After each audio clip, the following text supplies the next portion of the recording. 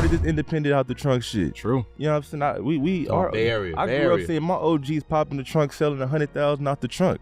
Woo. Sheesh. I look back at my life, it's like a movie. Just really like remembering the certain things, and to this day, I seen so much shit that I got unlimited raps. Yeah. You know what I'm saying?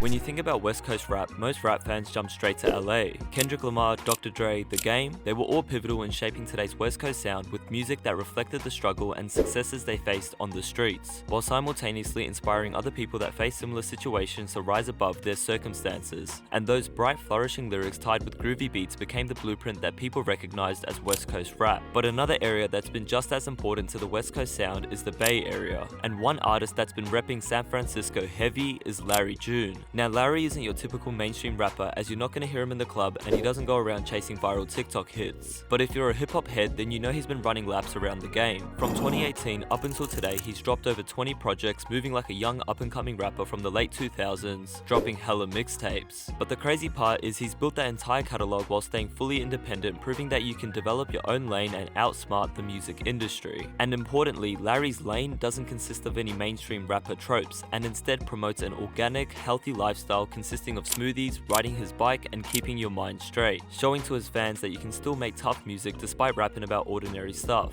So in this video, we're gonna break down how Larry June built his empire, starting off by looking at his sound that I've coined the Smooth Hustle soundtrack.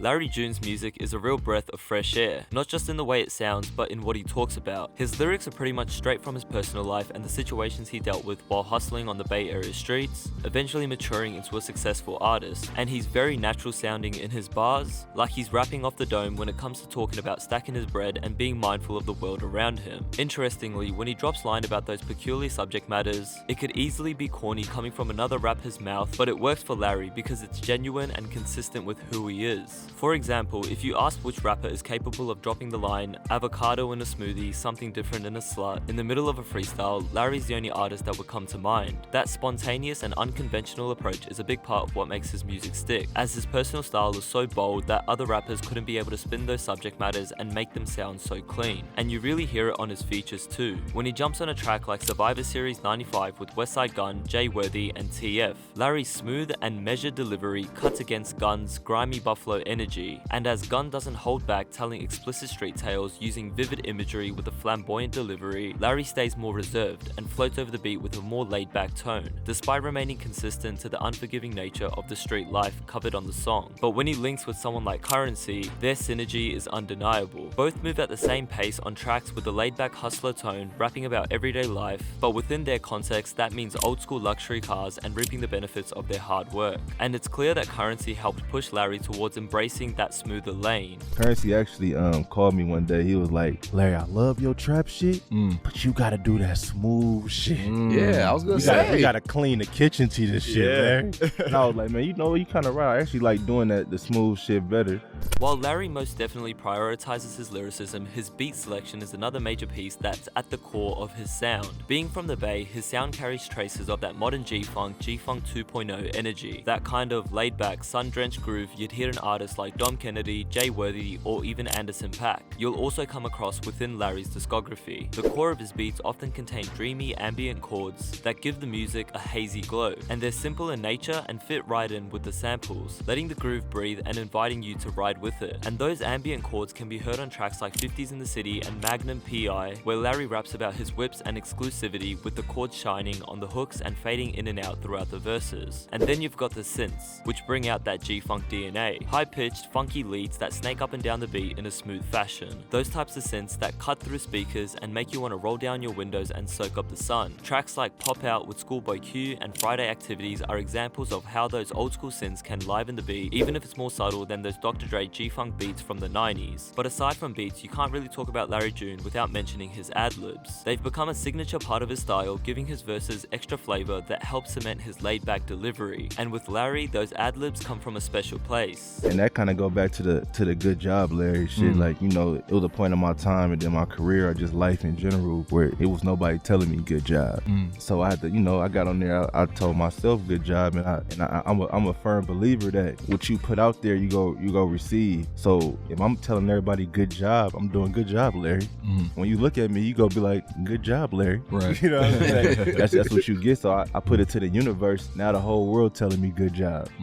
Larry's ad-libs are scattered all throughout his verses, and they work especially well because of the way that he raps. He really paces himself line by line, so when those ad-libs drop at the end of a bar, they keep the energy alive and give the listener something to latch onto. That "suck it to me," or Michael Jackson hee hee, or just the AAA makes his delivery feel a lot more playful and are instantly recognizable. And they also work as a kind of calling card when Larry's about to step onto a track. Sometimes before his verse starts, you'll start to hear those familiar ad-libs creeping in, building anticipation for something smooth that's about to follow on. Take Feeling off of Freddie Gibbs and the Alchemist's Alfredo 2, a hard-hitting street album that doesn't really have too many features. So when you hear Larry's signature ad-libs before his verse, the listener already knows they're in for some polished, smooth shit, adding another layer of excitement. And in hip-hop as a whole, that's a powerful feat. Just like how academics went wild over Drake's ad-libs on Sicko Mode, Larry's signature phrases have also carved out their own place in the culture. And before closing out this section, it's worth noting Larry's Bay Area influences too. Too Short, E40, Mac Dre, Keek the Sneak, and probably some other underground Bay Area rappers all likely played a part in crafting the blueprint for Larry's smooth delivery. Too Short's 1993 album Get In Where You Fit in particular has strong ties to Larry's modern Bay Area sound, from the slang to the cruisy flows and clever punchlines. And on the lyrical front, Mac Dre's playful bars all throughout his discography is comparable to Larry's easygoing nature, as that whole hyphy movement from the mid-2000s would have been a large source of inspiration for him. But while I've talked a bunch about Larry's music specifically, in 2025, solely making music isn't enough to become a successful rapper, which is why we're gonna dig into how Larry's leveraged other parts of his personal brand.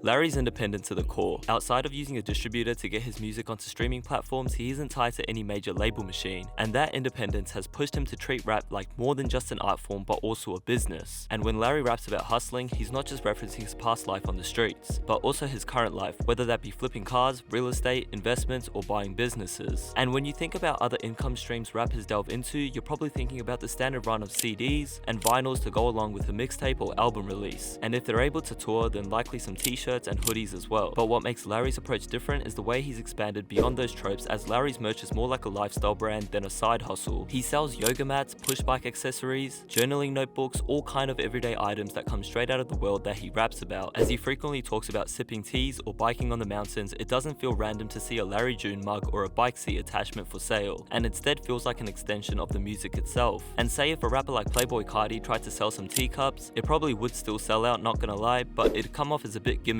as his music has nothing to do with that. But with Larry, the products line up with his image, and in a way, it feels authentic. Why is the merch so important to you? Because you know, you want to have like any hustle you're doing, you want to have different entities and shit. So I figured I'm putting out there for music and I'm doing concerts, I'm around thousands of people. I need to have product to sell. The music is one thing, but the product is completely different. So you know, I needed both. So I'm a hustler. So I made sure from the get-go, always have merchandise from hand-to-hand CDs to hoodies, t-shirts, whatever I can sell you, that's how we coming. Aprons, cups, whatever you need, I got it.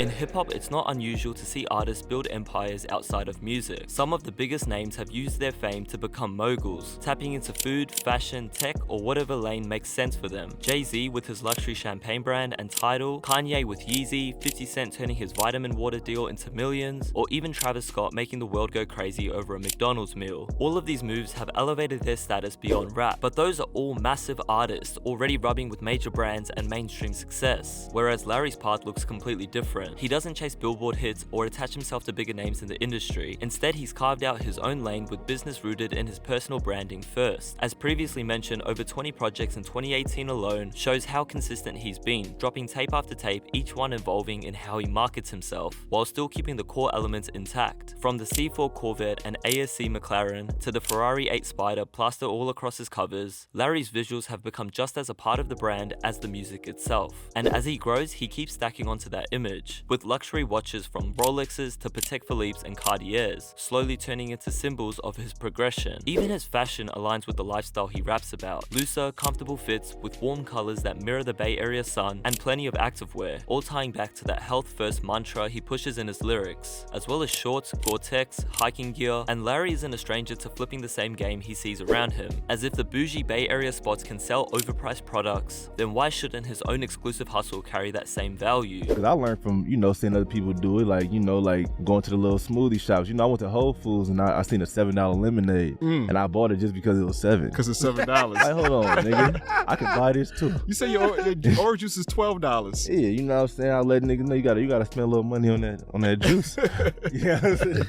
Freshly squeezed, baby. You know what I'm saying? When Larry talks about selling $12 juices, he isn't lying. Them shits were really $12. But more importantly, he was selling them hand to hand at shows, at the end of concerts, at album release parties, anywhere he could connect directly with fans. While most rappers push alcohol, champagne, and vodka, Larry was out here giving people orange juice, preaching health, prosperity, and strengthening their immune systems while dropping classics. And there aren't many rappers that could pull that off without sounding corny, like NLE Chopper selling BBL herb concoctions. But with Larry, it makes sense because orange is literally a part of his brand. From his lyrics to his clothing line, orange is the defining color, and he's made it an identity. And he's even took it further with collaborations, like linking with local Bay Area wine producer Purity Wine to put out Uncle Larry's natural orange wine. Not a lot of rappers can say that they've done that, and that neo-vintage design of the bottle, topped with the natural healthy flavor, worked well, not just hand to hand, but on social media too. And successful entrepreneurial endeavors is another area where Larry really separates himself, because rappers do try to make business plays outside of music, but quite often you'll hear about them flopping, such as T-Pain losing money on real estate, artists blowing cash on cars that depreciate, or trying to force restaurant chains that never last. Even when rappers team up with big food brands, most of the time it feels gimmicky, with the exception of Rick Ross and Wingstop. But with Larry, none of it feels forced. He only sells where he lives, and that's why his side hustles work. And with his personal branding being so successful, it's only right that Larry would have a large impact on the rap game. So to end things off, let's dive into Larry's influence. Larry's influence on the game can be hard to catch at first. He's not the type of rapper to chase TikTok trends or flood the internet with viral dances. And he's not in the mix with any big name artists either, instead focused on building a giant catalogue of music that's all about his philosophy and lifestyle. And therefore, on the surface it feels self-contained, but when you pay attention to how he moves with collaborations and the independent grind, his influence becomes a lot clearer. Take Carter Got Wings and The Alchemist. Both of them have gravitated towards Larry's sound, not because he's attached to the hottest name out, but because the music itself has pulled them in. As Alchemist has already done 2 full projects with Larry, and Carter Got Wings has locked in with him for several tapes. And what's wild is those 2 producers couldn't be any more different. Carter's sound is clean and melody driven, while Alchemist leans into heavy sample chops, grit, and that underground feel. Yet Larry slides into both worlds with ease, and it never feels forced, which says a lot about how strong his influence runs, because it wasn't just about him vibing with their sound and rapping over their beats, as Alchemist and Carter are 2 of the most sought out producers in the game right now, and thus their collaborations would have also heavily been about those producers actually wanting to match their world with Larry's. And that same concept applies to rappers who've also become fond of Larry's music over time. Like I said, I respect Larry. I wanted to do this project. It wasn't Larry's idea. I was like, we ought to do this, you know what I'm saying? And it was just I like, wanted to do it too. Yeah. I'm just letting you know, like I mean, I go to Vegas, I go to Miami. I tell DJ, man, put on that Smoothies in 1991. I tell him, man, I want to hear that before I get out of here. You know what I'm saying? So it was just genuine, organic, like his campaign. It was just organic love, and the Life is Beautiful tape was really refreshing to hear. Not just another Larry and Alchemist project, but actually getting 2 Chainz on a full rap album that leaned more towards modern boom bap than trap, as he's been tied to that early 2010s trap wave for so long, and obviously it did wonders for his career, but people aren't tuning into that the same way anymore. On this project though, you hear him spitting about his lifestyle over smoother, sample-heavy production that matches Larry's vibe perfectly. It almost feels like a collab that nobody asked for, but ended up making a lot of sense. And it's not just 2 Chainz. You can see traces of Larry's influence in other artists too. Take Big Sean for example. His recent resurgence in the way that he's leaned into becoming more spiritual, focusing on health and energy, is very reminiscent of Larry's lane. And as an artist, Sean's always been fairly versatile in the rap game, but his new style of music feels like it was set up perfectly by the groundwork that Larry's been laying down for years, allowing Sean to pursue his own version of conscious lifestyle rap without coming off as excessively preachy or corny on tracks like Palisades California off of The Great Escape. Then on the other side, you've got the younger generation picking up on it too. Someone like Tyler, who's only 19 years old, is already linking with Larry on Young Plya. And Larry was nowhere near as popping at 19, so it's wild to see a kid that young matching his energy. And even though Tyler isn't from the Bay, he still slid on the track effortlessly, bringing that lively Florida energy about flexing and having fun, and showing how Larry's style is already being picked up by the next wave. An honorable mention to Russell out of the Bay, who's fully independent just like Larry, and is deep into the postmodern hi-fi sound, proving that independent artists are more than capable of building their own lane outside of the music industry and make it big time. You know what's crazy? Me and you got something very important in common. Me and Larry June started out the Prius. He had the Prius and I had the Prius. But what we had more important than the Prius was the hustle. And we didn't care about what we was driving because we knew what we was going to be driving later on in life. Yep. And we had the Priuses and we just was running around grinding. Like it was about nothing supersede this grind. This car, I know the cars that I want, but I can't get them right now, so I'm gonna put the grind down so I can get them. Yep. And now we went from the Priuses to the Lamborghinis, Ferraris, and Porsches. Yep. And that's the real hustler's playbook, from rappers back in the day pushing CDs and tapes out the trunk, to today's artists flooding social media with content to get noticed. The independent grind has always been about finding ways to get your art in front of people, and Larry's lived through both eras, coming up right before the social media boom, but sticking around long enough to master it and ultimately carve out a lane that works on his own terms. And that's why his career's been so sustainable, because he built it brick by brick and has a strong personal connection with his fans and released a fuck ton of music. And the reality is, going independent takes longer, requires more effort, and you don't always get that instant validation that comes with having a major label machine behind you. But when you put in that groundwork and develop a core fan base that genuinely vibes with you, the results are more meaningful and foster that longevity, as you're not chasing industry politics and being tied down by a label executive's vision. You're treating your music like your own personal entity, and hopefully that's the lesson newer artists take away from Larry, that there's more potential in building something real and actually reflects who you are, rather than chasing the quick label deal. Because when you move like that, you can thrive on your own terms, just like the one and only Larry June.